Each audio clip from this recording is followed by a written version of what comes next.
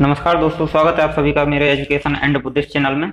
मैं जोगिल कुमार। आज इस वीडियो में मैं मनोविज्ञान का बहुत ही महत्वपूर्ण सिद्धांत यानी बहुत ही महत्वपूर्ण टॉपिक आपके साथ शेयर कर रहा हूं, जिसका नाम है बुद्धि, जिसे इंटेलिजेंस भी कहा जाता है।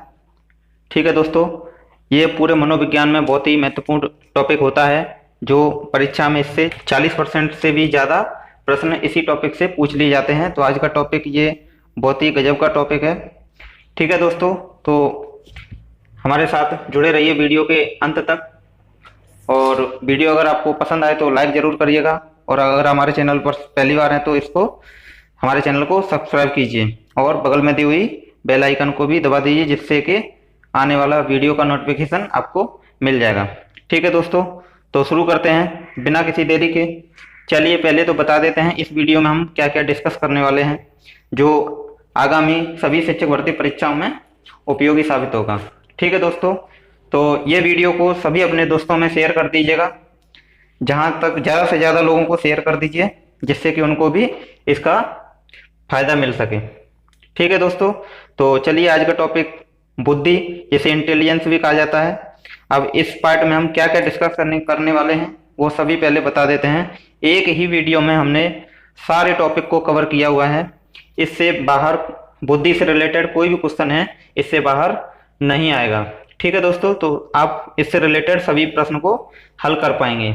पहला है हमारा बुद्धि, यानी कि जिसमें हम बुद्धि की परिभाषाएं पढ़ेंगे और बुद्धि की विशेषताएं पढ़ेंगे। ठीक है दोस्तों, अगला है बुद्धि के सिद्धांत। ये सभी टॉपिक को हम इसी वीडियो में कवर कराएंगे। बुद्धि के प्रकार हैं, बुद्धि कितने प्रकार की होती है। ठीक है, बुद्धि लब्धि है, बुद्धि लब्धि क्या होती है और इसको मापने का सूत्र भी हम इसमें बताएंगे। ठीक है, बुद्धि लब्धि का वर्गीकरण भी बताएंगे, इसमें कितनी बुद्धि लब्धि तक बालक को किस श्रेणी में रखा जाता है। ठीक है, अगला है बुद्धि परीक्षण। बुद्धि परीक्षण क्या होता है यह भी हम बताएंगे, और बताएंगे बुद्धि परीक्षण का इतिहास। और अगला है बुद्धि परीक्षण के प्रकार, ये कितने प्रकार के होते हैं बुद्धि परीक्षण, ये भी हम इस वीडियो में बताएंगे। ठीक है दोस्तों, और अल्फा यानी कि आर्मी अल्फा परीक्षण और आर्मी बीटा परीक्षण ये क्या होता है, तो ये भी हम इसमें डिस्कस करेंगे। ठीक है दोस्तों, इसलिए बहुत ही महत्वपूर्ण वीडियो होने वाला है ये। बिने साइमन बुद्धि परीक्षण ये भी हम इसमें डिस्कस करेंगे। ठीक है दोस्तों, तो ये सभी टॉपिक को हम एक ही वीडियो में डिस्कस करने वाले हैं। तो हमारे साथ जुड़े रहिए और अपने दिमाग को सेट करके बैठिए।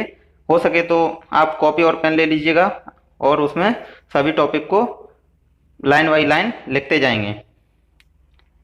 ठीक है दोस्तों, तो चलिए शुरू करते हैं। पहला टॉपिक है, सबसे पहले तो बुद्धि। जो बुद्धि शब्द है उसका सर्वप्रथम प्रयोग किसने किया था और कहाँ किया था, उसके बारे में हम डिस्कस कर लेते हैं। तो बुद्धि का प्रयोग सर्वप्रथम किया था फ्रांसिस गाल्टन ने। ठीक है दोस्तों, फ्रांसिस गाल्टन ने इसका प्रयोग किया था, और कहाँ पे किया था, तो ये किया था हमारा इंग्लैंड में।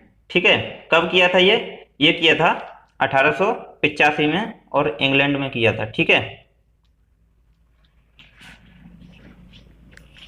इससे जुड़ी सभी जानकारी को हम इसमें बताएंगे डिटेल में। ठीक है दोस्तों, चलिए आगे है बुद्धि क्या है। तो बुद्धि क्या होती है, बुद्धि हम कह सकते हैं विभिन्न प्रकार की योग्यता ही बुद्धि है।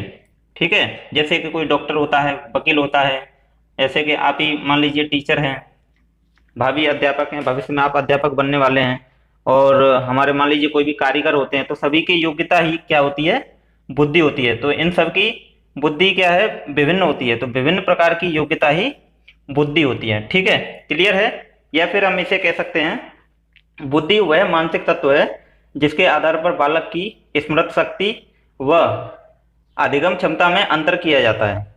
ठीक है, यानी कि स्मृति शक्ति व अधिगम क्षमता में अध्ययन किया जाता है, वह तत्व ही बुद्धि कहलाता है। ठीक है, बुद्धि एक जन्मजात प्रेरक होती है। कैसी होती है, जन्मजात प्रेरक होती है।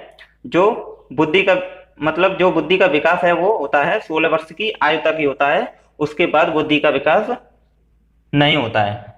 ठीक है, तो कितने वर्ष तक होता है, 16 वर्ष तक ही इसका विकास होता है। 16 वर्ष तक ही, यानी कि ये किशोरावस्था तक ही इसका विकास होता है।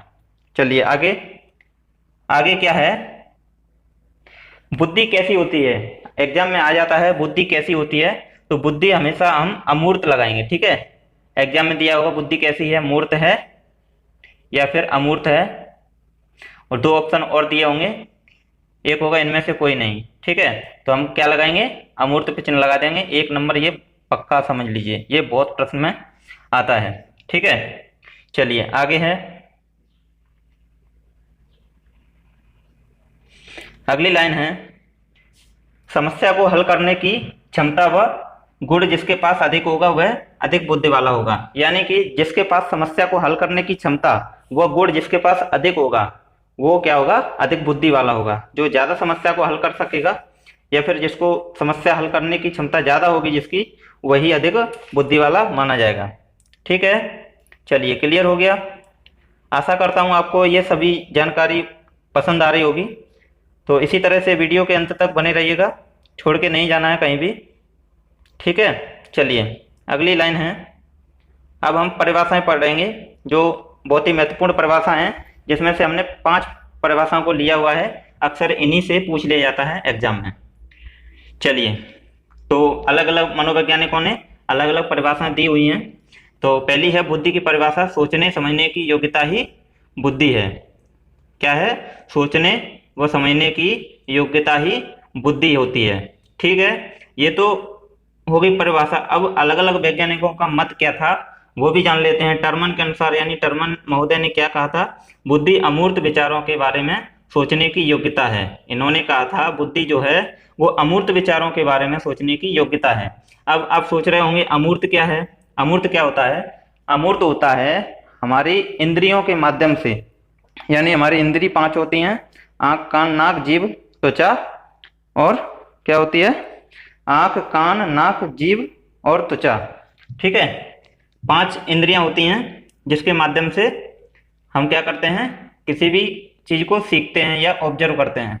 तो यानी कि हमारे सामने, आंखों के सामने या फिर कानों के सामने, यानी कि कानों से हम सुन सकते हो या फिर आंखों से देख सकते हो, ऐसी कोई भी विचार होता है, कोई भी वस्तु होती है उसके बारे में विचार करते हैं, आंखों के सामने हो या फिर कानों से उसको सुन सकते हो, तो वो होती है मूर्त चिंतन होता है। जो आंखों के सामने होता है और कानों से जिसको हम सुन सकते हैं वो होता है मूर्त चिंतन। और जो हमारे कानों और आंखों से दूर होता है, जिसके बारे में हम विचार करते हैं, वो होता है हमारा अमूर्त चिंतन। ठीक है, तो अमूर्त चिंतन की परिभाषा आई होप आप समझ गए होंगे। चलिए, तो टर्मन महोदय ने कहा था बुद्धि अमूर्त विचारों के बारे में सोचने की योग्यता है।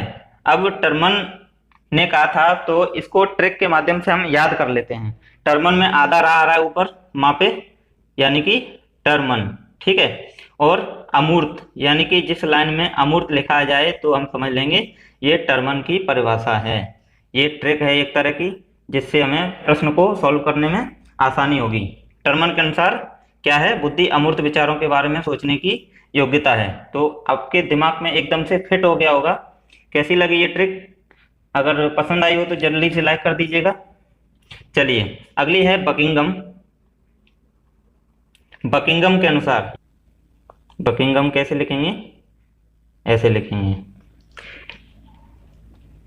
बकिंगम के अनुसार क्या था, सीखने की योग्यता ही बुद्धि है। यानी कि कोई भी चीज हम सीख रहे हैं तो उसकी योग्यता जो है वो ही हमने बुद्धि मानी है। ठीक है, बकिंगम के अनुसार सीखने की योग्यता ही बुद्धि है। ये बहुत ही महत्वपूर्ण लाइन है जिसे हम याद रखेंगे, क्योंकि प्रश्न ये बहुत कम आया हुआ है और अगली बार इसका चांस है, ठीक है, आने का सीटेट में।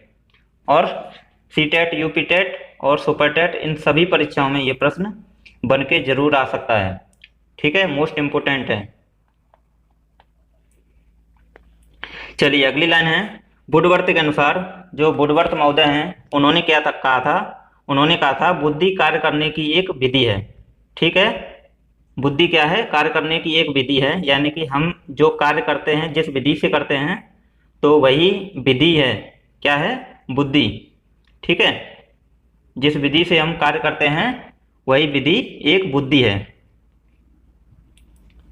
मन, अब मन महोदय ने क्या कहा था, यानी कि इसमें वुडवर्थ से हम ट्रैक बनाएंगे। क्या बनाएंगे, वुड वुडवर्थ क्या होता है, यानी कि वुडवर्थ। वुडवर्थ कैसे लिखेंगे अंग्रेजी में, WWDWORTH, वुडवर्थ। ठीक है। और इन्होंने परिभाषा दी, बुद्धि कार्य करने की एक विधि है। बुद्धि कार्य करने की एक विधि है, यानी कि कार्य। कार्य को क्या लिखते हैं, वर्क। ठीक है। यानी कि बर्थ से हमारा जुड़ गया, क्या जुड़ गया, वर्क। यानी कि वुड से वर्क या फिर बर्थ से वर्क। ठीक है। W से W जोड़ दिया तो ये हमारी ट्रिक बन गई, बर्थ से हमारा वर्क मान लेंगे। ठीक है। आई होप आपके दिमाग में अच्छे से सेट हो गया होगा ये ट्रिक। वुडवर्थ से हमारा हो गया कार्य, यानी कि जिस लाइन में कार्य आ जाए, कार्य दिया हो, तो वो हमारी परिभाषा किसकी हो जाएगी, ये हो जाएगी वुडवर्थ की। ठीक है। अब मन के अनुसार, मन जो महोदय हैं, ये मनोवैज्ञानिक का नाम है मन। ठीक है। इन्होंने क्या कहा था, नवीन परिस्थितियों को झेलने की मस्तिष्क की नमनीयता ही बुद्धि है। इन्होंने कहा था कि नवीन परिस्थितियों को झेलने की, यानी कि जो भी परिस्थितियां हमारे सामने, नई नई परिस्थितियां आती हैं, उनको झेलने की मस्तिष्क की मनमीयता, जो हमारी मस्तिष्क में जो मानसिकता होती है, उस वो ही हमारी क्या है, बुद्धि है। यानी कि हम ट्रिक से याद रखेंगे, मन के अनुसार क्या है, मस्तिष्क। मस्तिष्क जो होता है वो मन से जुड़ा है। ठीक है। क्या होता है, मस्तिष्क हमारा दिमाग होता है और दिमाग से जुड़ा रहता है मन। तो ये भी एक ट्रिक बन गई। ठीक है। आई होप आपको अच्छे से समझ आई होगी। चलिए अब हम डिस्कस करते हैं। इसके बाद परिभाषा हो गई है, अब कुछ महत्वपूर्ण बिंदु। वैसे तो मैंने ये सभी तथ्य बता दिए हैं, लेकिन हम फिर से रिवीजन कर लेते हैं। बुद्धि शब्द का प्रयोग कब हुआ था, ये हुआ था 1885 में। कब हुआ था, 1885 में। कहाँ हुआ, तो ये किया था फ्रांसिस गाल्टन ने। क्लियर है, सभी तथ्य क्लियर होते जा रहे हैं। अब मानसिक परीक्षण शब्द, बुद्धि शब्द का प्रयोग सर्वप्रथम फ्रांसिस गाल्टन ने किया था और 1885 में किया था। लेकिन मानसिक परीक्षण शब्द का प्रयोग किसने किया था, मानसिक परीक्षण, तो ये किया था हमारे केटल ने, केटल महोदय ने। ठीक है। BR केटल नाम होता है इनका। क्या होता है, BR केटल। इन्होंने मानसिक परीक्षण शब्द का प्रयोग किया था।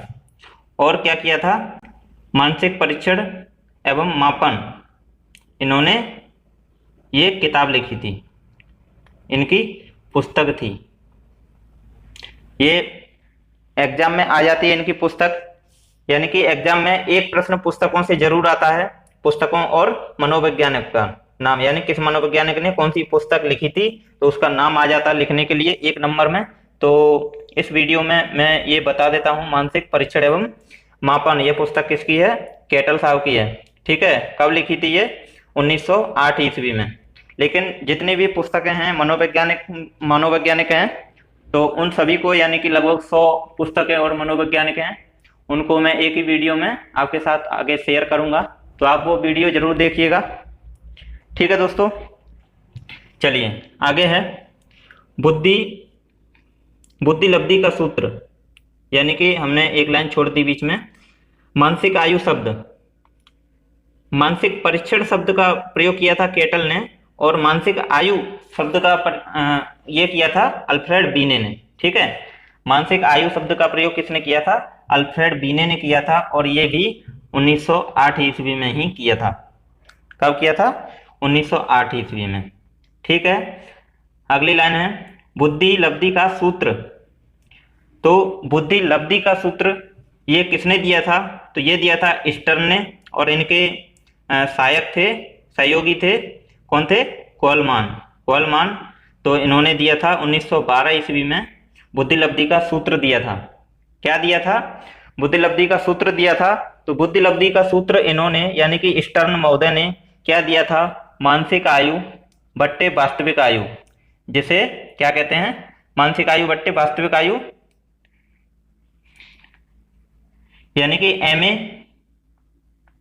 ए बट्टे CA। ठीक है। MA बट्टे CA, जिसे क्या कहेंगे, MA क्या हो गया, मेंटल एज, और CA क्या हो जाएगा हमारा, करंट एज मान लेंगे इसको। ठीक है। चलिए, तो इसमें जो सूत्र दिया था स्टर्न ने, इसमें 100 का गुणा नहीं था। यानी कि इसमें दोष था जो 1912 ईस्वी में दिया था, तो उसमें स्टर्न महोदय ने 100 का गुणा करके नहीं बताया था सूत्र, इन्होंने केवल कर दिया था मानसिक आयु बट्टे वास्तविक आयु होती है हमारी बुद्धि लब्धि। ठीक है, बुद्धि लब्धि को क्या कहते हैं? आईक्यू। आईक्यू, ठीक है। अब क्या हुआ, कुछ समय बाद क्या हुआ, इनके जो सूत्र है मानसिक आयु बट्टे वास्तविक आयु, इसी में टर्मन महोदय ने दोष निकाल दिया। क्या किया था कि जो मानसिक आयु बट्टे वास्तविक आयु होती है उससे हम बुद्धि लब्धि का मापन नहीं कर सकते हैं। क्यों नहीं कर सकते हैं? क्योंकि इसमें कुछ दोष है। दोष क्या है? इसमें 100 का गुणा करना पड़ेगा, तब हमारी बुद्धि लब्धि का मापन किया जा सकता है। ठीक है, तो इन्होंने सूत्र बताया था मानसिक आयु बट्टे वास्तविक आयु। बहुत ही महत्वपूर्ण ये सूत्र है जिसे हम याद रखेंगे। मानसिक आयु बट्टे वास्तविक आयु गुणा 100, ये बराबर होता है आईक्यू। और आईक्यू क्या होता है? बुद्धि लब्धि। ठीक है, बुद्धि लब्धि जिसे हम आईक्यू कहते हैं। और ये कब दिया था? ये दिया था 1916 ईस्वी में। किसने दिया था? ये दिया था टर्मन महोदय ने। ठीक है, तो प्रश्न हमारा दो तरह से पूछ लिया जाता है। अगर बताया जाए कि बुद्धि लब्धि का सूत्र किसने दिया था, तो बुद्धि लब्धि का सूत्र दिया था हमारे स्टर्न महोदय ने। ठीक है, जिसमें 100 का गुणा नहीं था।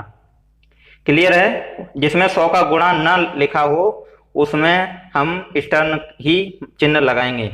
और यदि सूत्र में दिया हो मानसिक आयु बट्टे वास्तविक आयु गुणा 100 बराबर आईक्यू यानी कि बुद्धि लब्धि, तो ये सूत्र हमेशा जाएगा टर्मन के साथ। ठीक है, कब दिया था? 1916 ईस्वी में। क्लियर है? चलिए पहले तो हम इनको पढ़ लेते हैं, कौन से सिद्धांत हैं, तो उनको मोटा मोटा पढ़ लेते हैं। कौन से सिद्धांत आज हम डिस्कस करने वाले हैं। तो पहला है एक कारक सिद्धांत, जो दिया था बीने साहब ने। ठीक है, इनका नाम था अल्फ्रेड बीने। क्लियर है? अल्फ्रेड बीने ने दिया था एक कारक सिद्धांत। क्लियर? अगला है, यानी कि एक से हो गया अल्फ्रेड बीने। ठीक है, और एक से एक कारक यानी कि इसे एक खंड सिद्धांत भी कहते हैं, एक तत्व सिद्धांत भी कहा जाता है। इसके अन्य नाम हैं एक कारक सिद्धांत के ही। कौन से? एक तत्व सिद्धांत और एक खंड सिद्धांत, इसी को कहा जाता है। ठीक है, कंफ्यूज नहीं होना है। दूसरा है द्विकारक सिद्धांत, ये दिया था हमारा स्पीयरमैन ने। द्विकारक सिद्धांत दिया था स्पीयरमैन ने। ठीक है, अब कुछ समय बाद इन्होंने कहा था, क्या कहा था कि भाई बुद्धि के 2 तत्व नहीं होते हैं, बुद्धि के 3 तत्व होते हैं। इन्होंने एक तत्व और बताया था, तो इन्होंने त्रितत्व का सिद्धांत भी दिया था। ठीक है, त्रिकारक सिद्धांत, यानी कि द्विकारक सिद्धांत और त्रिकारक सिद्धांत ये दिया था हमारे स्पीयरमैन ने। अब इसे याद करने की ट्रिक क्या है? दो को हम क्या कहते हैं? टू, यानी कि कोई भी 2 चीज होती है तो हम उसको बोलते हैं एक जोड़ी को अंग्रेजी में कहते हैं पेयर। क्या कहते हैं? पेयर। तो 2 को पेयर कहेंगे और पेयर से हो गया हमारा स्पीयरमैन। क्लियर है? ट्रिक अच्छी लग रही है ट्रिक, तो वीडियो को लाइक जरूर कर दें और सभी अपने दोस्तों में शेयर कर दें। और अगर आप चैनल पर पहली बार हैं तो चैनल को सब्सक्राइब कर दें। सभी शिक्षक भर्ती से रिलेटेड जो भी हमारे विषय हैं, सभी विषयों को हम इस चैनल पर आपके साथ शेयर करेंगे। ठीक है दोस्तों, तो सभी शिक्षक भर्ती परीक्षाओं की तैयारी के लिए हमारे चैनल को सब्सक्राइब जरूर करें। चलिए आगे है बहुकारक सिद्धांत। तो बहुकारक सिद्धांत ये दिया था थार्नडाइक ने। ठीक है, बहुकारक सिद्धांत दिया था थार्नडाइक ने, जिसे हम क्या कहते हैं? बालू का सिद्धांत भी कहते हैं। बालू का सिद्धांत, और क्या कहते हैं? परमाणुवाद का सिद्धांत भी इसे कहा जाता है। परमाणुवाद का सिद्धांत। ठीक है, क्या कहा जाता है? ये जो बहुकारक सिद्धांत है इसको बालू का सिद्धांत भी कहा जाता है, जैसा कि हमने बताया। और क्या कहा जाता है? परमाणुवाद का सिद्धांत भी कहा जाता है। क्लियर है? बहुकारक सिद्धांत। थॉर्नडाइक ने ये दिया था सिद्धांत। अगला है गिलफोर्ड का सिद्धांत। गिलफोर्ड का सिद्धांत क्या था? गिलफोर्ड ने दिया था त्रिआयामी सिद्धांत। क्या दिया था? त्रिआयामी सिद्धांत जो दिया था गिलफोर्ड ने। यानी कि ये जो ऊपर लाइन थी बहुकारक सिद्धांत, ये दिया था थॉर्नडाइक ने। और इसको ट्रिक कैसे है, इसको याद करने की बहुत ही फनी ट्रिक है जो मैंने बनाई है। क्या है? बहुकारक सिद्धांत जो दिया थॉर्नडाइक ने। अब कैसे इसको बनाएंगे? तो सबसे पहले शादी होती है, तो शादी होती है तो क्या आता है? बहू। क्या आती है? बहू आती है। और जब कोई शादी करने जाता है, बहू लेने के लिए जाता है, तो क्या करता है? वो डाई करता है। ठीक है? क्या करता है? डाई करता है। यानी कि डाई से हो गया थॉर्नडाइक और बहू से हो गया बहुकारक सिद्धांत। यानी कि जब भी बहुकारक सिद्धांत आएगा तो क्या होगा? थॉर्नडाइक आएगा। ठीक है? बहू लेने के लिए जब भी कोई जाएगा तो डाई करके जाएगा। कैसी लगी ये ट्रिक? वीडियो को लाइक जरूर कर दें। चलिए अगली लाइन है जो हमने बताई थी अभी, क्या थी? गिलफोर्ड का सिद्धांत। गिलफोर्ड का सिद्धांत जिसे हम कहते हैं त्रिआयामी सिद्धांत। त्रिआयामी सिद्धांत जो दिया था गिलफोर्ड ने। गिलफोर्ड का पूरा नाम है, क्या है? J P Guilford. J P Guilford. अगला सिद्धांत है प्रतिदर्श का सिद्धांत। क्या है? प्रतिदर्श का सिद्धांत। प्रतिदर्श का सिद्धांत ये दिया था थॉमसन ने। ठीक है? किसने दिया था? थॉमसन ने। याद रखेंगे हमेशा प्रतिदर्श, थॉमसन। यानी कि जब हम प्रतिदिन, दर्श से हो गया प्रतिदिन, क्या करते हैं? सूरज के दर्शन करते हैं सुबह सुबह। ठीक है? क्या करते हैं? सूरज के दर्शन करते हैं। तो सूरज के दर्शन करेंगे प्रतिदिन, सूरज के दर्शन करेंगे। प्रतिदर्श से हो गया प्रतिदिन। क्या करेंगे? दर्शन। किसके करेंगे? सूरज के।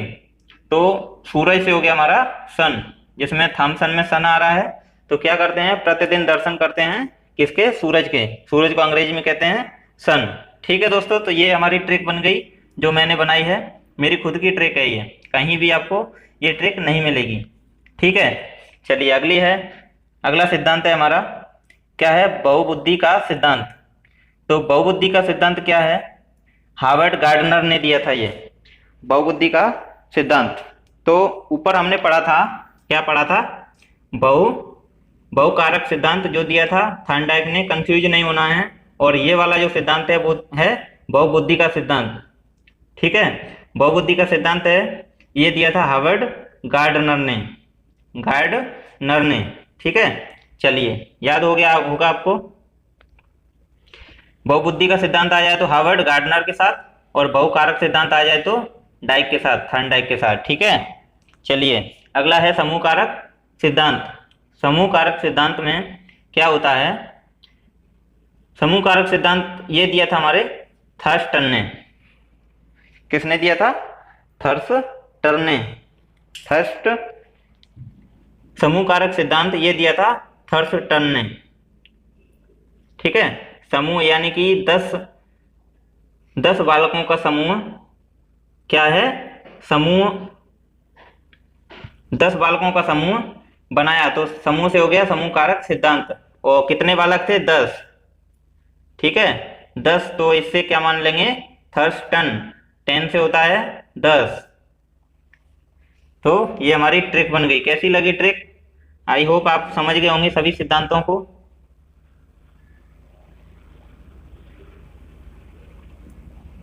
अब हम बात करेंगे, अब हम बात करते हैं बुद्धि का इतिहास। बुद्धि का इतिहास भी पढ़ लेते हैं थोड़ा सा, ज़्यादा नहीं, 2 ही पॉइंट है इसमें। सर्वप्रथम इंग्लैंड के फ्रांसिस गाल्टन। किसने? Francis Galton. फ्रांसिस गाल्टन के बुद्धि का इतिहास, तो इसे पढ़ते हैं। सर्वप्रथम इंग्लैंड के फ्रांसिस गाल्टन ने 1885 में जनता का ध्यान बुद्धि की तरफ खींचा या आकर्षित किया था। ठीक है, कब किया था? 1885 ईस्वी में। और ये जो वैज्ञानिक थे कौन? Francis Galton. कहाँ के रहने वाले थे? तो ये थे इंग्लैंड के। ठीक है, 1890 में क्या किया था? एक पुस्तक लिखी थी, पुस्तक प्रकाशित की थी जिसका नाम था मेंटल टेस्ट एंड मेजरमेंट। क्या है? मेंटल टेस्ट एंड मेजरमेंट, जिसे क्या कहते हैं? बुद्धि परीक्षण और मापन, जिसका हिंदी होता है बुद्धि परीक्षण एवं मापन। ठीक है, जो हमने ऊपर वीडियो में, इसी वीडियो में बताया था कि ये पुस्तक किसने लिखी थी? ये लिखी कैटल ने, और 1890 में लिखी थी। ये कौन सी? मेंटल टेस्ट एंड मेजरमेंट, जिसका हिंदी नाम है बुद्धि परीक्षण एवं मापन। ठीक है, क्लियर हो गया होगा। चलिए अगला है, अब हम पढ़ते हैं बुद्धि के प्रकार। तो बुद्धि के प्रकार जो हैं वो मनोवैज्ञानिक थे हमारे, कौन थे? थॉर्नडाइक और गैरेट। इन्हीं के अनुसार जो भी बुद्धि के प्रकार बताए गए हैं उन्हीं को हम पढ़ते हैं। ठीक है, थॉर्नडाइक व गैरेट के अनुसार बुद्धि के प्रकार कितने होते हैं? तो ये होते हैं हमारे 3 प्रकार बताए थे इन्होंने। 3 प्रकार कौन कौन से बताए हैं? मूर्त बुद्धि, मूर्त बुद्धि नंबर 1, नंबर 2 है अमूर्त बुद्धि, नंबर 3 है सामाजिक बुद्धि। तो थॉर्नडाइक ने 3 बुद्धि के प्रकार बताए थे। पहला है मूर्त बुद्धि, दूसरा है अमूर्त बुद्धि और तीसरा है सामाजिक बुद्धि। ठीक है, अब इन सभी प्रकारों को हम डिटेल्स में पढ़ेंगे। तो पहला है, कौन सा है? मूर्त बुद्धि। इसको हम पढ़ते हैं।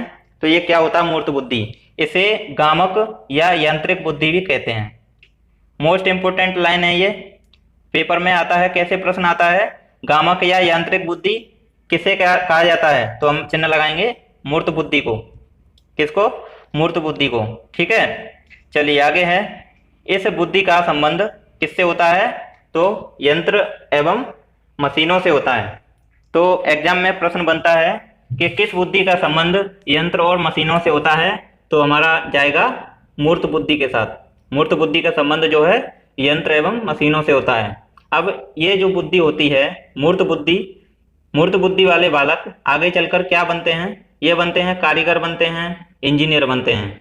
क्या बनते हैं? कारीगर और इंजीनियर। यानी कि मूर्त बुद्धि क्या होती है? जो हमारे आंखों के सामने कोई भी वस्तु है या फिर हम जिसको कानों से सुन सकते हैं, वो वस्तु के बारे में हम जिसका चिंतन कर रहे हैं, विचार कर रहे हैं, वो जो बुद्धि है उसको मूर्त बुद्धि कहा जाता है। क्लियर है? इसे गामक बुद्धि या यांत्रिक बुद्धि कहा जाता है। इसका संबंध यंत्र एवं मशीनों से होता है। और मूर्त बुद्धि वाले बालक आगे चल करके क्या बनते हैं? कारीगर और इंजीनियर बनते हैं। क्लियर है? चलिए, आई होप आपको अच्छे से समझ में आया होगा।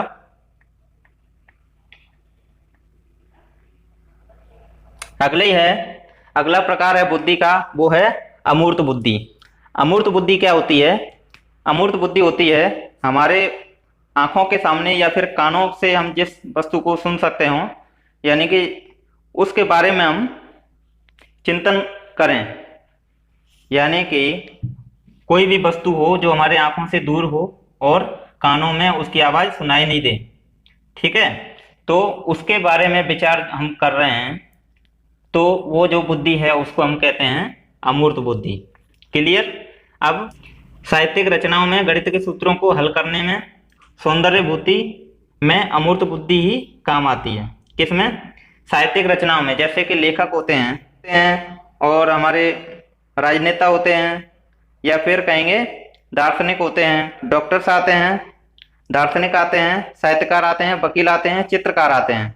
तो साहित्य रचनाओं में कौन आते हैं? साहित्य रचना कौन करते हैं? साहित्यकार करते हैं, चित्रकार करते हैं। ठीक है, तो इनकी रचनाओं में प्रयुक्त होती है अमूर्त बुद्धि। और गणित के सूत्रों को हल करने में क्या होता है? अमूर्त बुद्धि काम आती है।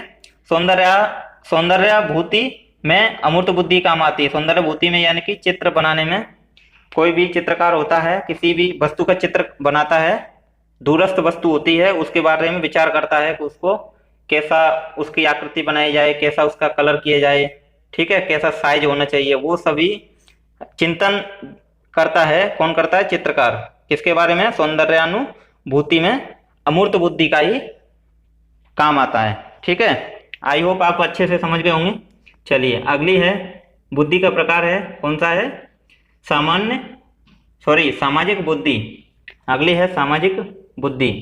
सामाजिक बुद्धि क्या होती है? सामाजिक बुद्धि का संबंध सामाजिक अनुकूलन की योग्यता से है। सामाजिक अनुकूलन की योग्यता किसमें होती है?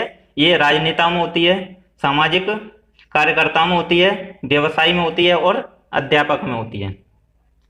किस में होती है? अध्यापक या फिर प्रधान, जो प्रधान होते हैं, जो भी, इसको राजनेता कह सकते हैं। ठीक है, तो ये सभी सामाजिक बुद्धि के अंतर्गत आते हैं। सामाजिक बुद्धि का संबंध सामाजिक अनुकूलन की योग्यता से है और सामाजिक बुद्धि से व्यक्ति अपने समाज में रहकर सफलतापूर्वक अपने जीवन का निर्वाह करता है। क्या करता है? सामाजिक बुद्धि से व्यक्ति अपने समाज में रहकर सफलतापूर्वक अपने जीवन का निर्वाह करता है। और क्या करता है? इस जो बुद्धि होती है, सामाजिक बुद्धि, इसके अंतर्गत कौन कौन आता है? बताया था अभी। राजनेता आते हैं, सामाजिक कार्यकर्ता आते हैं, व्यापारी आते हैं, व्यवसाय बोलते हैं। ठीक है, और हमारे अध्यापक आते हैं या फिर प्रधान आते हैं। क्लियर है? तो ये थे हमारे बुद्धि के प्रकार। अब हम बात करेंगे बुद्धि की विशेषताओं के बारे में। तो बुद्धि की क्या क्या विशेषता होती हैं वो जान लेते हैं। चलिए, पहला है बुद्धि जन्मजात शक्ति व योग्यता है। यानी कि बुद्धि जो है वो जन्मजात होती है और क्या होती है? योग्यता होती है। किसी काम को करने की योग्यता होती है, उसको ही बुद्धि कहते हैं। ठीक है, आगे है बुद्धि एक विकासशील एवं परिवर्तन योग्यता है। परिवर्तन योग्यता है और विकासशील योग्यता है, दोनों ही हैं। यानी कि बुद्धि जो होती है वो हमेशा विकास करती है, विकास करती जाती है और परिवर्तन करती जाती है हर पल। यानी कि परिस्थिति के अनुसार बुद्धि जो है वो बदलती रहती है। क्लियर? चलिए आगे है अगली लाइन, बुद्धि पर वंशानुक्रम व वातावरण दोनों का प्रभाव होता है। जो बुद्धि होती है उस पर वंशानुक्रम, वंशानुक्रम क्या होते हैं? जो माता पिता के गुण जो हैं वो संतान में आते हैं, फिर उनके गुण उनके संतान में जाते हैं, तो वो होता है वंशानुक्रम। एक पीढ़ी से दूसरी पीढ़ी में गुण उनके ट्रांसफर होते रहते हैं। वह क्या है? वातावरण दोनों का प्रभाव है। वातावरण, हम जिस वातावरण में रह रहे हैं, ठीक है, हमारा रहन सहन किस वातावरण में है, तो दोनों का प्रभाव पड़ता है किस पर? बुद्धि पर। क्लियर? यह विशेषता है इसकी। अगली है बुद्धि पर परिस्थितियों के अनुसार बदलती रहती है। बुद्धि परिवर्तनशील होती है और क्या होता है? परिस्थितियों के अनुसार बदलती रहती है, जैसा कि ऊपर लाइन में हमने बताया था। और क्या है? बुद्धि आयु परिस्थितियों के अनुसार बदलती रहती है। यानी कि बुद्धि की जो उम्र है वो भी परिस्थितियों के अनुसार बदलती रहती है। हर उम्र में बुद्धि की अलग अलग स्तर होता है, योग्यता अलग अलग हो जाती है। ठीक है, तो ये परिस्थितियों के अनुसार बदलती रहती है। यानी बचपन में बुद्धि जो है वो कुछ और होगी, किशोरावस्था में कुछ और होगी और वृद्धावस्था में कुछ और होती है बुद्धि। तो इसी तरह से ये परिस्थितियों के अनुसार बदलती रहती है। आई होप आपको समझ में आ गया होगा। अगला है उसी प्रकार से उत्तर देना, तर्क वितर्क करना, चिंतन कल्पना आदि योग्यता ही बुद्धि है। यानी कि जिस उम्र में हम विचार करते हैं, तर्क करते हैं, ठीक है, जैसे कि अध्यापक होते हैं, राजनेता होते हैं और वकील होते हैं, तो वो क्या करते हैं? तर्क वितर्क करना या फिर चिंतन करना या फिर कल्पना करना, ये जो योग्यता ही, इसकी योग्यता ही बुद्धि होती है। इसकी ये विशेषता है। अगली लाइन है सीखने की योग्यता ही बुद्धि है। यानी कि कोई भी काम हम कर रहे हैं, जैसे कि 2 और 2 कितने होते हैं? 4 होते हैं। तो जो हमने सीख लिया तो वो किसके माध्यम से सीखा? बुद्धि के माध्यम से सीखा। तो हमारी वो सीखने की योग्यता होती है, तो वो बुद्धि कहलाती है। ठीक है, आई होप आप अच्छे से समझ रहे होंगे। और क्या है? प्रत्येक वातावरण में समायोजन स्थापित करने की योग्यता ही बुद्धि है। यानी कि प्रत्येक वातावरण में समायोजन, यानी कि परिस्थिति के अनुसार अपने आप को ढाल लेना। ठीक है, क्या होता है? ढाल लेना यानी कि स्थापित कर लेने की योग्यता ही बुद्धि कहलाती है। यानी कि परिस्थिति के अनुसार अपने आप को ढाल लेना ही योग्यता होती है और योग्यता ही बुद्धि कहलाती है। क्लियर। अनुभव से लाभ उठाने की योग्यता ही बुद्धि है। यानी कि हमारे जो भी अनुभव होते हैं, जो भी चीज़ें हम सीखते हैं पहले, और जो सीखी हुई चीज़ें होती हैं उसका परिस्थिति में उसका यूज करके जो भी चीज़ हमने सीखी हैं, यानी कि हमारा जो अनुभव है उसका उपयोग करके हम जो भी लाभ उठाते हैं, लाभ उठाने की जो योग्यता होती है उसी को बुद्धि कहा जाता है। क्लियर। आगे है अमूर्त विचारों के बारे में चिंतन करने की योग्यता ही बुद्धि है। तो अमूर्त विचार मैंने अभी बताए थे। अमूर्त विचार क्या होते हैं? हमारे आंखों के सामने कोई वस्तु है, उससे दूर, यानी कि कोई भी वस्तु हमारे आंखों के सामने नहीं है या फिर हम उसकी आवाज नहीं सुन पा रहे हैं कानों से, उस वस्तु के बारे में हम विचार कर रहे हैं, चिंतन कर रहे हैं, कल्पना कर रहे हैं, तो वो होती है हमारी अमूर्त बुद्धि। अमूर्त विचार होते हैं उसके। ठीक है। तो अमूर्त विचारों के बारे में चिंतन करने की योग्यता ही बुद्धि है। क्लियर है। चलिए आगे हम बात करेंगे बुद्धि की विशेषताएं जो हमने अभी बताई, तो वही सब हैं। ये एक बार से रिवीजन कर लेते हैं। बुद्धि जन्मजात हो सकती है और वंशानुक्रम से प्राप्त होती है। जैसा कि मैंने बताया वही लाइन है, कुछ नया नहीं है, बस रिवीजन करना है आपको। ठीक है। बुद्धि जन्मजात हो सकती है और यह वंशानुक्रम से प्राप्त होती है, यानी कि माता पिता से संतान में इसके जो गुण हैं वो ट्रांसफर हो जाते हैं।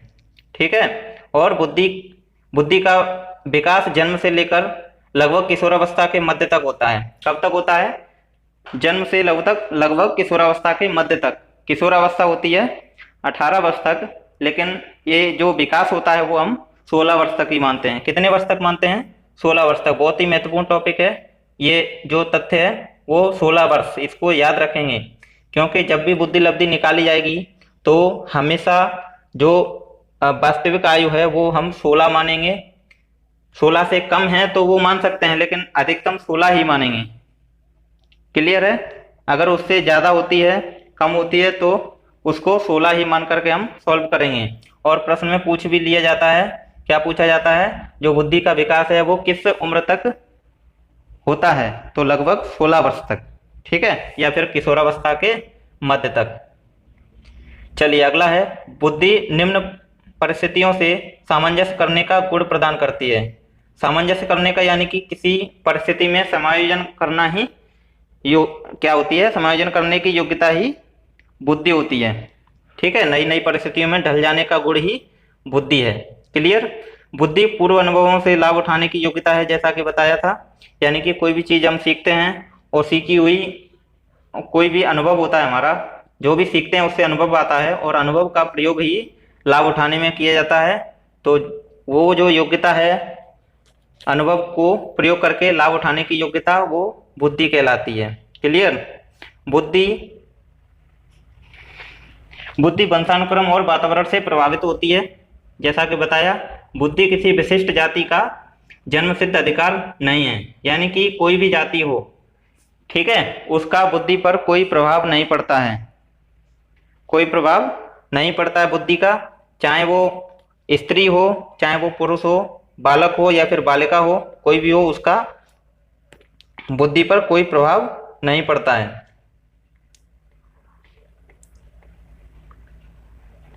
ठीक है। जैसा कि हमने पढ़ा, बुद्धि किसी विशिष्ट जाति का जन्म सिद्ध अधिकार नहीं होता है।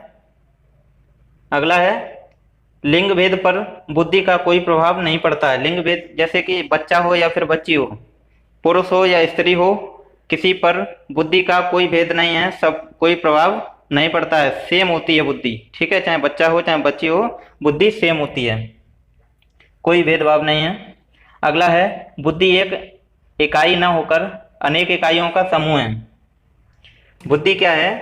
कोई एक इकाई नहीं है, अनेक इकाइयों का समूह है। यानी कि इसमें बहुत कारक आ जाते हैं, जैसे कि अमूर्त हो गया, मूर्त हो गया और सामाजिक हो गया। ये सभी प्रकार की बुद्धि जो बताई थी वो सभी से हमने बनाया, क्या बनाया? अनेक इकाइयां होती हैं, अनेक इकाइयों का समूह होता है। क्या होता है? बुद्धि। क्लियर है। आगे है बुद्धि की वृद्धि 16 या 18 वर्ष की आयु तक होती है। इसके बाद लांबिक वृद्धि। ठीक है। इसके बाद परंतु क्षैतिज वृद्धि यानी कि लांबिक वृद्धि जो होती है वो रुक जाती है, और जो क्षैतिज वृद्धि रहती है, क्षैतिज वृद्धि क्या है, ज्ञान कौशल प्राप्त करना, पूरे व्यक्ति पूरे जीवन तक चलता रहता है। क्षैतिज जो वृद्धि होती है, जो ज्ञान का कौशल बढ़ता है, स्किल बढ़ता रहता है मनुष्य का, लेकिन क्या है, बुद्धि लब्धि नहीं बढ़ती है, कौशल बढ़ता रहता है। ठीक है, तो पूरे जीवन भर ये चलता रहता है, ये विशेषता है बुद्धि की। अगला है अमूर्त चिंतन करने की योग्यता ही बुद्धि है। किसी दूरस्थ वस्तु के बारे में विचार करना, तर्क वितर्क करना, ये सब अमूर्त चिंतन के अंतर्गत आता है। अब हम बात करते हैं बहुत ही महत्वपूर्ण टॉपिक, यानी कि बुद्धि का, जिससे ये सूत्र है बुद्धि लब्धि का। बुद्धि लब्धि मापने का सूत्र क्या होता है, ये होता है मानसिक आयु बट्टे वास्तविक आयु, और जो दिया था स्टर्न ने। किसने दिया था, स्टर्न ने। इसमें क्या था, इसमें गुणा 100 नहीं है, तो सबसे पहले यदि पूछा जाए किसने दिया, तो ये दिया था स्टर्न महोदय ने। जैसा कि ऊपर मैंने बताया, बुद्धि लब्धि का सूत्र किसने दिया था, तो ये दिया था स्टर्न महोदय ने। लेकिन कौन सा दिया था, जिसमें 100 का गुणा नहीं हो, केवल लिखा हो मानसिक आयु बट्टे वास्तविक आयु। क्लियर है। और अगला सूत्र दिया था, वो दिया था गुणा करके, यानी कि IQ बराबर क्या होता है, मानसिक आयु बट्टे वास्तविक आयु गुणा 100। तो IQ मापने की जो सूत्र है वो दिया था टर्मन ने। किसने दिया था, टर्मन महोदय ने। और ये कब दिया था, 1911 के बाद, यानी कि 1916 में ये दिया था। ठीक है, 1916 में ये दिया था किसने, टर्मन ने। और जो सूत्र दिया था स्टर्न ने, वो दिया था 1912 में। 1912 में स्टर्न ने बताया था कि मानसिक आयु बट्टे वास्तविक आयु ये बुद्धि लब्धि होती है। बुद्धि लब्धि ज्ञात करने के लिए मानसिक आयु बट्टे वास्तविक आयु होती है। लेकिन जब स्टर्न ने ये सूत्र दे दिया, उसके बाद टर्मन ने बताया कि बुद्धि लब्धि जो है मानसिक आयु बट्टे वास्तविक आयु नहीं होती, उसमें 100 का गुणा करना पड़ता है, तब हम मापन कर सकते हैं बुद्धि लब्धि का। तो ये दिया था हमारा 1916 में। ठीक है, टर्मन ने। इसे अंग्रेजी में हम IQ कहते हैं बुद्धि लब्धि को, और मानसिक आयु को MA, और वास्तविक आयु को CA गुणा 100। ये फॉर्मूला हो गया। ठीक है, याद रखेंगे इसको। अब हम बात कर लेते हैं दोस्तों, टर्मन की बुद्धि लब्धि की जो सारणी है उसको हम एक बार से पढ़ लेते हैं। जो इस सारणी से एक प्रश्न अक्सर पूछ लिया जाता है एग्जाम में, तो ये सारणी बहुत ही महत्वपूर्ण है, जिसको हम याद रखेंगे। तो टर्मन के अनुसार जिन बच्चों का IQ इतना होता है वो कैसे होते हैं, तो ये सारणी है। जैसे कि 140 से अधिक जिस बालक की बुद्धि लब्धि होगी वो प्रतिभाशाली बालक माना जाएगा। और प्रतिभाशाली बालकों की संख्या विश्व में 2% ही होती है। कितनी होती है, 2% ही ऐसे लोग होते हैं जिनकी बुद्धि लब्धि 140 से अधिक होती है। क्लियर। आगे है 120 से 139 तक के जो बुद्धि लब्धि के बालक होते हैं उनको टर्मन ने माना है अति श्रेष्ठ या फिर प्रखर बुद्धि वाले बालक। क्लियर।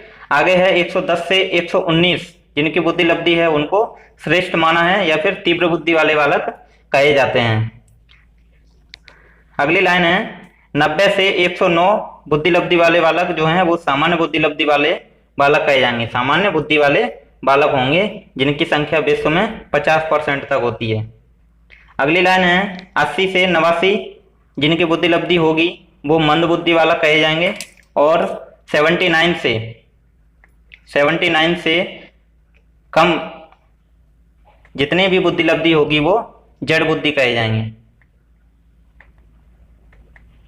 ठीक है, आई होप आपको ये साड़ी अच्छी लगी होगी, तो हमारी वीडियो को लाइक जरूर कर दें और चैनल पर पहली बार हैं तो सब्सक्राइब कर दें और बेल आइकन को दबा दें दोस्तों, जिससे कि आने वाला वीडियो का नोटिफिकेशन आपको मिल जाएगा।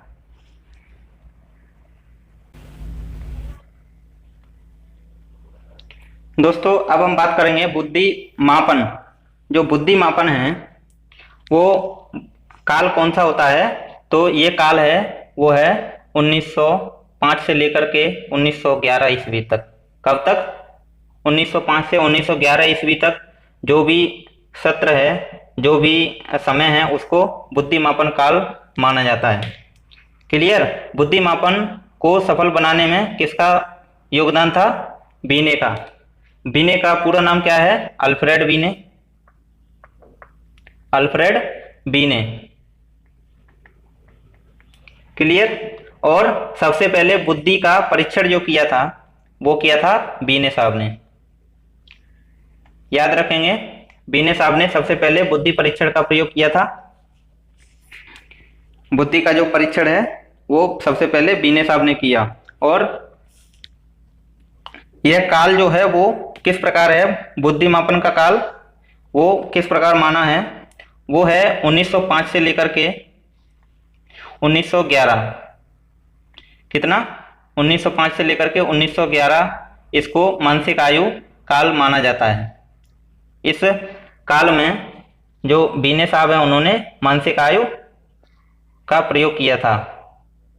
ठीक है। मानसिक शब्द का प्रयोग सबसे पहले बीने साहब ने किया था। कब किया था? 1908 ईस्वी में। 1908 ईस्वी में बीने साहब ने मानसिक आयु का प्रयोग सर्वप्रथम किया था। क्लियर। और बीने से पहले बुद्धि का मापन शरीर के आधार पर किया जाता था। ये मानसिक आधार पर नहीं किया जाता था, शरीर के आधार पर प्रयोग किया जाता था। कब से? 2005 से पहले जो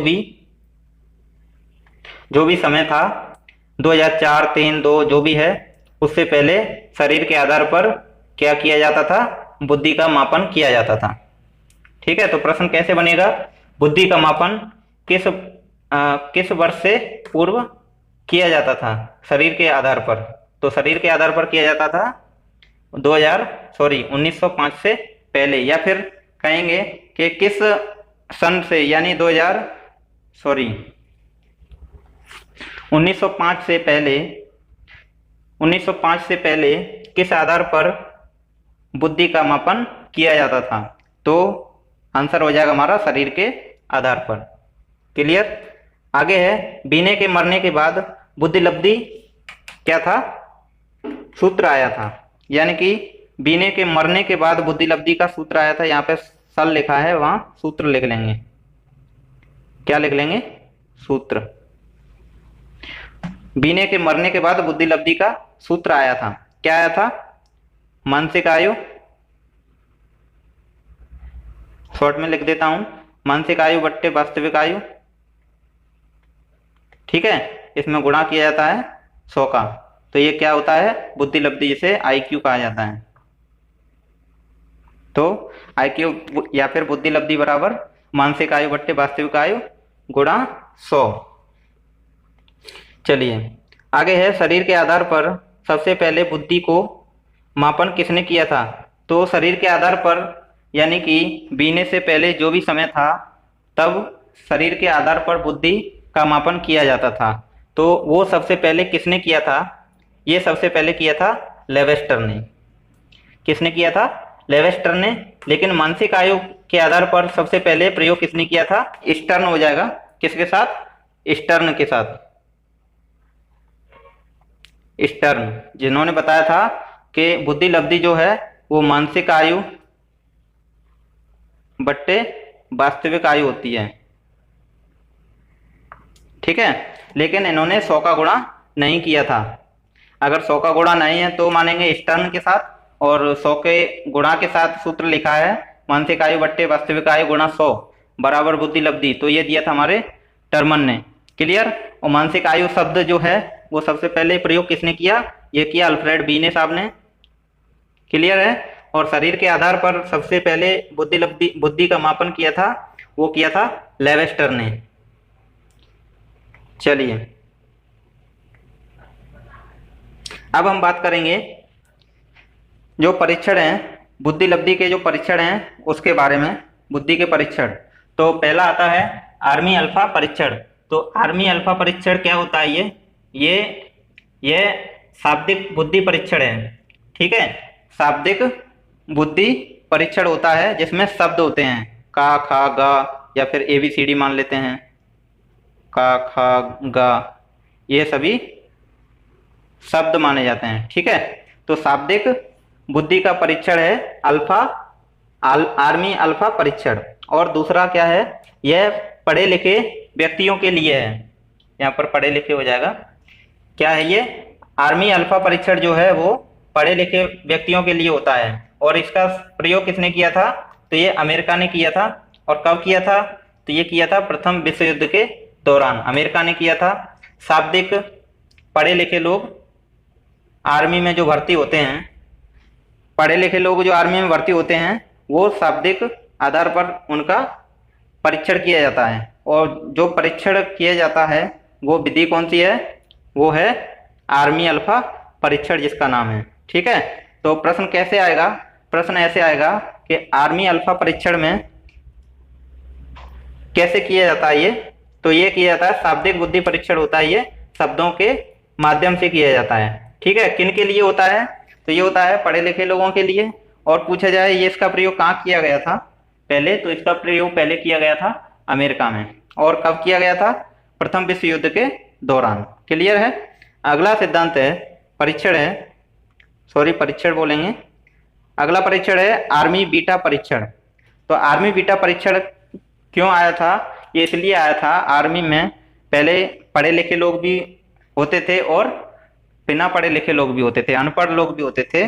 तो उसमें क्या था, पढ़े लिखे लोग थे वो तो शाब्दिक परीक्षण को समझ लेते थे, लेकिन अनपढ़ जो होते थे वो नहीं पढ़ पाते थे कि शब्द क्या है, का खा का, उन्होंने पढ़े नहीं है तो कैसे जानेंगे। तो उन्होंने उनके लिए ये परीक्षण बनाया गया था, आर्मी बीटा परीक्षण। तो आर्मी बीटा परीक्षण क्या होता है, ये अशाब्दिक परीक्षण होता है। इसमें शब्द नहीं होते हैं, का खा गा या फिर ABCD जो भी है, ये कुछ शब्द नहीं होते हैं।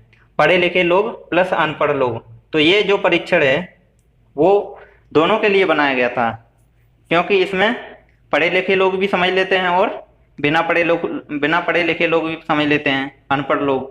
तो इसलिए ये दोनों के लिए था, पढ़े लिखे और अनपढ़ दोनों के लिए। इसमें शब्दों का महत्व नहीं होता है, यानी कि इसमें शब्दों का कोई महत्व नहीं है। अनपढ़ लोगों के लिए है तो वो शब्दों का कोई महत्व नहीं उनके लिए। अगला है, ये भी अमेरिका के लिए बनाया गया था।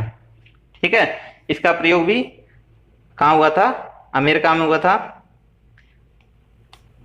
तो दोस्तों ये सभी थे बुद्धि, हमने जो भी टॉपिक है बुद्धि, वो सभी टॉपिक को यानी कि सभी तथ्यों को हमने एक ही वीडियो में विस्तार पूर्वक समझाया है। और हमने सभी सिद्धांतों को हमने अलग अलग वीडियो बनाए हुए हैं, उन सभी सिद्धांतों को आपने नहीं देखा है, जैसे कि थर्नडाइक का सिद्धांत है, स्किनर का सिद्धांत है, कोलबर्ग का है, कॉलर का है, और हमारे वाइगोत्स्की हैं, जो भी मनोवैज्ञानिक हैं, सभी के सिद्धांतों को हमने वीडियो के माध्यम से शेयर किया है। और उनका लिंक जो है वीडियो के डिस्क्रिप्शन में दिया हुआ है।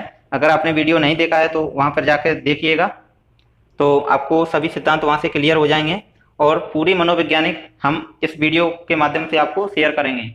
हम आगामी शिक्षक भर्ती परीक्षा के लिए पूरे ताकत से तैयारी में जुट जाएंगे और आपको सफल बनाने की कोशिश करेंगे। ठीक है दोस्तों, बस हमारा प्रयास है और मेहनत आपकी रहेगी। अंत में मैं आपसे एक ही रिक्वेस्ट करूंगा कि वीडियो अगर आपको पसंद आया हो तो लाइक ज़रूर करिए और चैनल को सब्सक्राइब करिए और बेल आइकन को भी दबा दीजिए। ठीक है दोस्तों, और आपसे एक रिक्वेस्ट और करूंगा कि इस वीडियो को ज़्यादा से ज़्यादा शेयर कर दें अपने सभी दोस्तों में, या अपने जो भी संबंधी हैं उनको सभी को शेयर कर दें, जिससे कि उनके लिए भी ये टॉपिक जो है वो उपयोगी साबित हो। ठीक है दोस्तों, इसी के साथ जय हिंद जय भारत। आप सभी का वीडियो देखने के लिए बहुत बहुत धन्यवाद। मिलते हैं अगले वीडियो में।